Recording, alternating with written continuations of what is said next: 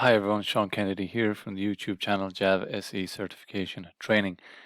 In this video I'd like to look at the Java 8 question from the OCA Enthwere question bank, and it's 2.974, and this is about call by value.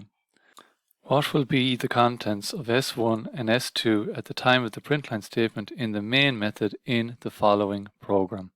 So what will the contents be here at this point here? So I'll use a diagram to demonstrate the answer to this one.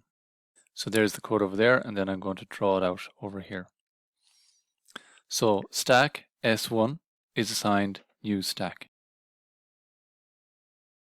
S2 is assigned new stack. Then we call the method process stacks. It's a static method, we can call it like that from a static context main, passing down S1 and S2. S1 has an alias here called x1. So everything is called by value in Java. So basically a copy of the reference is copied in here.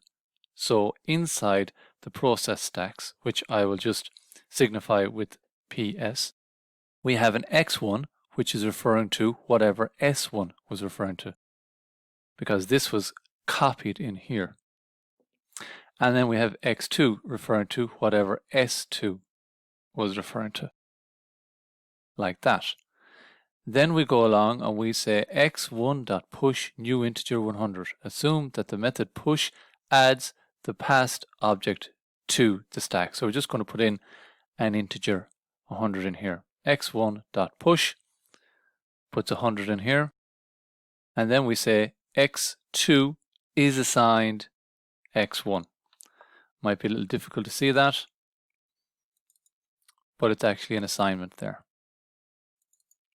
x2 is assigned x1. So x2 is meant to point to whatever x1 is pointing at, like that. Then the method returns, which basically means x1 and x2 go out of scope, they're destroyed. And we come along and we output S1 and S2.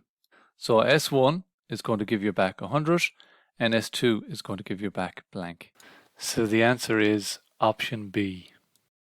So I go back to Enthwere to check that answer there and evaluate it.